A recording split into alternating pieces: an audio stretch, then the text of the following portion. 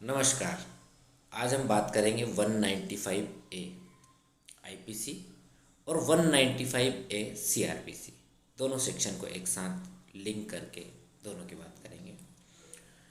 सबसे पहले तो ये समझ लें हम कि 195 ए आईपीसी मूल जो आईपीसी थी उसमें नहीं थी, ये बाद में आईपीसी में जुड़ी है। 16/4/2006 से ये लागू हुई है और 2006 के ही अमेंडमेंट से जुड़ी है। 195 ए आईपीसी कहती क्या है?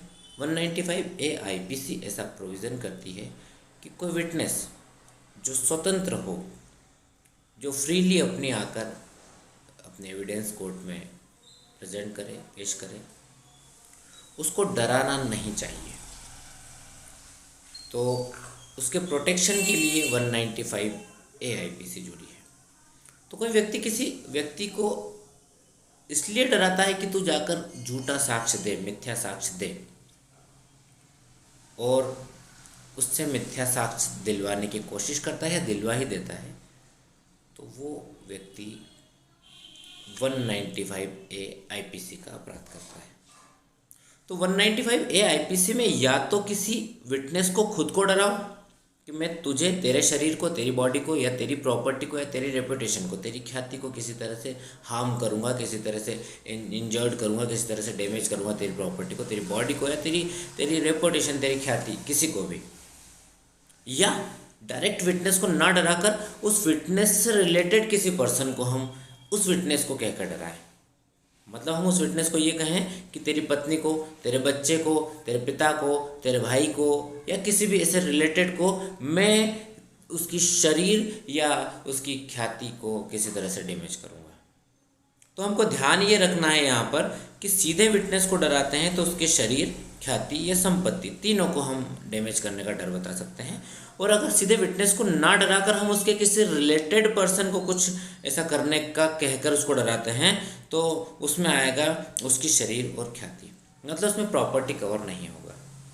तो जब भी किसी विटनेस को ऐसा कहकर डराया जाता है कि या तो मैं तुझे, तेरे शरीर को या तेरी ख्याति को या तेरी प्रॉपर्टी को या ऐसे पर्सन को जो तेरा भाई है उसके शरीर को, मतलब उसको मारूंगा या उसकी ख्याति, उसकी रेपुटेशन खराब कर दूंगा, ऐसा कहकर अगर हम डराते हैं तो हम 195 ए आईपीसी का ऑफेंस करते हैं। तो वो व्यक्ति जो ऐसा करता है 195 ए आईपीसी का ऑफेंस करता है और उसको सजा होगी 7 साल तक की सजा या जुर्माना या दोनों।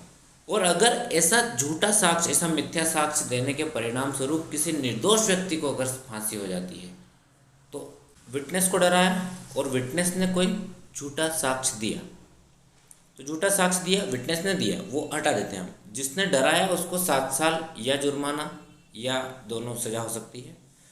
पर अगर विटनेस के झूठा साक्ष्य देने से किसी व्यक्ति को सजा होती है, निर्दोष व्यक्ति को, तो फिर जिसने डराया था उसको या तो 7 साल तक की सजा है या वो सजा मिलेगी जो उस निर्दोष व्यक्ति को हुई है। तो अगर बड़ी सजा है, निर्दोष व्यक्ति को बड़ी सजा होती है, तो फिर इसे भी बड़ी सजा ही मिलेगी। और वो चाहे कुछ भी हो, अगर आजीवन कारावास हुआ है तो आजीवन कारावास इसको भी होगा, अगर उसको किसी कारण से उसको फांसी हो गई है तो फिर इसको भी फांसी होगी, क्योंकि इसके डराने के परिणाम स्वरूप वो हुआ है। तो ये हुई 195 ए आईपीसी। और इसके अगर हम बात करें कॉग्निजेंस की बात, तो इसका कॉग्निजेंस 195 ए सीआरपीसी में लिया जाता है। तो यहाँ 195 ए सीआरपीसी जो है ये 2008 के अमेंडमेंट से जुड़ा है सीआरपीसी में, और 31/12/2009 को सीआरपीसी में ये लागू हुआ है। सीआरपीसी में हेडिंग दिया है कि धमकी इत्यादि के मामले में साक्षियों के लिए प्रक्रिया। तो किसी साक्षी को अगर हमने धमकी दी है और अगर उसको किसी तरह से हमने विवश किया है कि तू झूठा साक्ष्य दे, तो वो साक्षी, मतलब वो विटनेस खुद जाकर भी कोर्ट में ऐसा आवेदन लगा सकता है कि साहब मुझे जो है ऐसा डराया गया है, आवेदन की जगह आप परिवाद ले लीजिए, परिवाद लगा सकता है, इस तरह का परिवाद लगा सकता है कि मुझे झूठा साक्ष्य देने के लिए धमकाया गया है। या कोई अन्य व्यक्ति भी, कोई अन्य व्यक्ति मतलब जिसके विरुद्ध झूठा साक्ष्य देने के लिए उसको धमकाया गया, वो उसी से जाके कहे कि देख ले यार भाई, मुझे तेरे विरुद्ध झूठा साक्ष्य देने के लिए धमका रहे हैं, तो तू थोड़ा सा प्लीज़, तेरे से रिक्वेस्ट है कि तू मतलब कुछ इसमें करवा, क्योंकि मुझे तो उन लोगों से डर लग रहा है और लोग मुझे डरा रहे हैं।